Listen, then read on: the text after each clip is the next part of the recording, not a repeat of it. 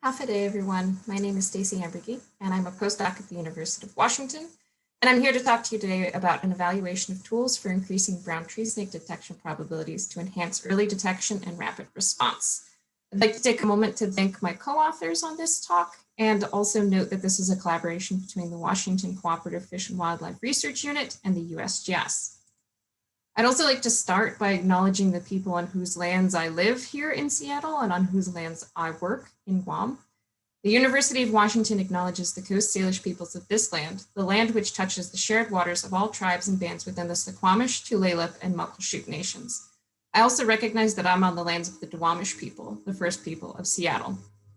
I would also like to acknowledge the Chamorro people, who are the original stewards of Guahan and who continue to fight for the conservation and restoration of their land. I strive to learn how to respectfully and intentionally engage in helping with that mission, in addition to better understanding the efforts of the Chamorro people on whose land I work. So this session today is focused on invasive species, and we all know that this is a pressing problem that's been mentioned multiple times during this conference so far. And it's so pressing that actually in 2019, there was an official declaration making Guam have an invasive species awareness week to try and really bring some attention to the pressing issue that invasive species play in Guam's ecosystem. And there are a lot of different species that we'll hear about during this conference, but the one I'm going to focus on today are brown tree snakes. But for all invasive species, there's sort of this classic timeline that happens when an invasion occurs. So this red arrow here highlights the entry point of a species into a novel ecosystem. And you can see over the course of time that the area that that species occupies increases exponentially. And so there's really only a very narrow window of time at the beginning where there's a high probability of eradicating that introduced species and containing it. And that's where early detection and rapid response really plays an important role in helping to identify when an invasion is occurring and respond to it. So early detection and rapid response, or EDRR, is hugely critical to responding to species invasions, but also faces a number of challenges. So when a species is freshly introduced to an ecosystem, it generally is at fairly low densities, which makes them really hard to find. That's even more so if your species displays cryptic behavior or is active only at night, because then it's just that much harder to encounter them incidentally. But yet we know that we need to also make really quick decisions with fairly limited information, because the time is just ticking on the minute that the species invasion starts happening based on that previous figure. So for brown tree snakes, we know that they're well established on Guam, but the invasion risk still is substantial to surrounding islands and those that are connected via shipping and cargo routes. So of the Mariana Islands, Hawaii, and beyond. And this paper highlights these locations that have had credible or potential brown tree snake sightings. And so we know that the risk is really present and that we have to be vigilant. So much so that the rapid response team was created in 2002 to try and be more proactive about educating about brown tree snakes in the region, but also so that they could respond to any credible sightings and quickly try and survey to get in front of a new brown tree snake invasion. And when we're doing work on brown tree snakes, we know that the method by which we detect them on the landscape varies in how well it does by the size of the snakes themselves. And so you see that the rapid response team often uses visual surveys, because those surveys actually allow you to see the greatest size of snake and really say whether or not they might be present in a new location. However, the detection probability of those snakes is really abysmally low, under 0.15 most times, even under optimal conditions. And so it takes a lot of effort to be able to go into an environment and say whether or not brown tree snakes are there. So this project came about because we hoped to sort of help out those surveys by increasing the probability that folks would be able to detect a snake if it was there. And this came about because we know that brown tree snakes are interested in different things on the landscape, prey items, different scents. They respond to those and show interest. And so we wanted to know if we could pair an attractant with visual surveys being done to basically create a detection hotspot to just increase the chances that a snake would be detected if it was on the landscape. So this study actually is going to show two different projects. One project used an attractant that was a live mouse lure, so this little mouse inside of the traditional brown tree snake trap, and the other one used a diluted, sprayed fish fertilizer scent on transects. And these two studies were back-to-back in 2015 and 2016, and both were done in the closed population, or CP. Just as a reminder, CP is in the northern part of the island. It is a study area that is fenced with a double bulge, so snakes can't enter and they can't exit either. And there's a number of transects surveyed within here over the course of a number of years where snakes have been caught, marked with scale clips, and recaptured again. So it's a really great population for testing out different management and monitoring options. So we applied different attractants. In 2015, there were two different treatments. Basically, a transect would get no lures on it, no live mice, but was walked and done a visual survey. And then transects could also have traps with those live mice inside of them put on every single point on the transect, and then it was also surveyed at night.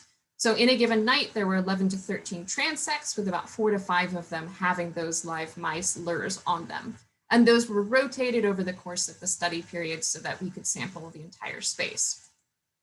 The second study in 2016 had 3 different treatments. A transect would have no scent applied to it, but a visual survey was done. It could also have fresh scent applied to it. So earlier in the same evening, that transect had spray applied to the entire length, or what we're calling old scent, which was basically 24 hours before that transect was sprayed, and there might still be a lingering effect of the scent being there. So on a given night, there were 27 transects that were surveyed, with 9 of them receiving spray, and there are these 4-day sampling bouts where basically fresh scent was applied 3 days in a row. The 4th day, there was no fresh scent, so that's our old scent treatment. And then again, these treatments were rotated around the landscape. And the nice thing about the closed population is that we've got that extensive history of marking snakes, so we have snake identities, and also it's that grid setup, so we can actually say the location at which a snake was caught. And that lends itself to this spatially explicit capture-recapture analytical framework that allows you to estimate a lot of cool things like abundance of snakes and density of snakes. But what we're really interested in here are the encounter rates of snakes. So what's the chance that a surveyor is going to actually see that snake in a grid cell given the treatment that was applied? And I just want to note that these 2 different studies were analyzed by separate models. So to orient you on this results slide, on I think on your left side of your screen, we've got our lure study here, and on the right side of the screen is your scent study. Just to note, the y-axes here are the mean estimates of the encounter rates, but note that these are different axes. So in general, the encounter rates were higher for the lure study than for the scent study.